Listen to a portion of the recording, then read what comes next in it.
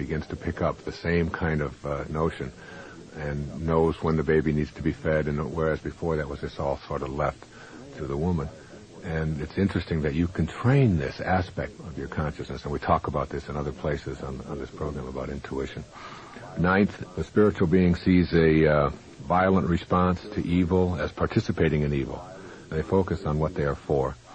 The non-spiritual being hates evil, fights against it, and focuses on what they are against. And so the non-spiritual being sees that there are wrongs in the world and wants to fight them.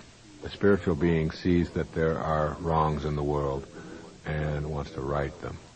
And when you want to right them, you're not focused on it shouldn't be happening and it's wrong, because the spiritual being knows that if there's anger in the world and they get angry at the anger, then they are part of anger.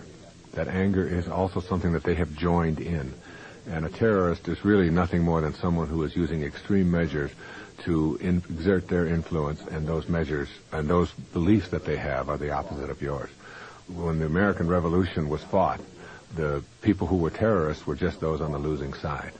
I mean, it still was killing, and it still was overtaking other points of view. But if you're on the side of right, well, the other side believes the same way. And so right becomes just what side you're on that is on the winning side, if you will, in wars and in terrorist activities. And so the enemy is not the other person, but the enemy is hate itself to the spiritual being. See, if the government comes along and says, okay, these are your enemies today, and last week it was the Syrians, they were your enemies, but this week we've decided that it's the Lebanese, and then, oh, wait a minute, the Iraqis are doing something that we don't think they should be doing. And, in my mother's lifetime, it was the Germans and the Japanese. But we've decided that they no longer have to be our enemies. We don't have to hate them anymore. And everybody says, well, this is who I'm supposed to hate now. And now we can love the Japanese and we can love the Germans, but we have to hate these people over here because these are on the official hate list. And that sort of shifting list of enemies that we are constantly given is supposed to determine what is in our soul, whereas the spiritual being doesn't buy into that. It doesn't mean that they're not patriotic. It doesn't mean that they don't have points of view and that they won't work towards eliminating terroristic practices anywhere. But they know that the enemy is hate itself, not the recipient of the hate, but hate. And so when they see things in the world that they'd like to have righted, like starvation or like dictatorships or whatever, they work on what they are for. Everything that you're for empowers you. Everything that you're against weakens you. The 10th of the spiritual dozen is that the spiritual being feels a sense of responsibility and belonging to the universe. They're in awe of being here. The non-spiritual being feels no sense of responsibility or belonging to the universe.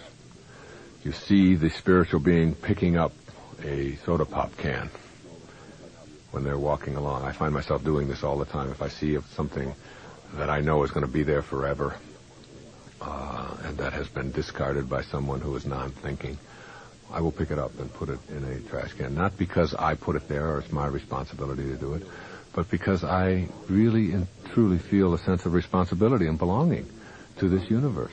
And I feel that because I'm here on this planet for just a short time, that I have an obligation to leave it in a pristine fashion, rather than to just callously litter it and pollute it and destroy it in some way. The notion of feeling that you belong to the universe means that you don't warehouse what you have. You don't take more than you need. You use the resources of the land and give thanks for it and give back, and you always leave it a little bit better. Whereas the non-spiritual five-sensory being really feels that the earth isn't something that you are responsible for, or that the universe is something that you're connected to, and finds it easy to continue to behave in ways that reflect that lack of responsibility. The 11th of these is that the spiritual being lives a life of forgiveness, and the non-spiritual being holds grudges, seeks revenge, particularly for any perceived wrongdoing. Forgiveness is at the core of being a spiritual being. You cannot access miracles. You cannot become a recipient of real magic and know it in your life if you're not willing to forgive. Forgiveness is so powerful and such an important thing that Mark Twain defined it as, he said, forgiveness is the fragrance that the violet sheds on the heel that has crushed it. And at the core of all great spiritual masters and spirituality and religious thinking is this understanding that if you are filled with revenge and hatreds and bitterness towards those who have done things that you perceive to be wrong, then you are not going to be able to access miracles. You're not going to be a spiritual being. And it's one of the hardest and toughest lessons for people to get. But once you get it, it becomes easy. And when someone begins to do something to you that you find inappropriate, when someone in a relationship behaves towards you that is hurtful, when someone tries to take money from you that you believe is yours, your spirituality, your inner consciousness allows you to not tolerate it and to not say that this person shouldn't be held accountable for their conduct.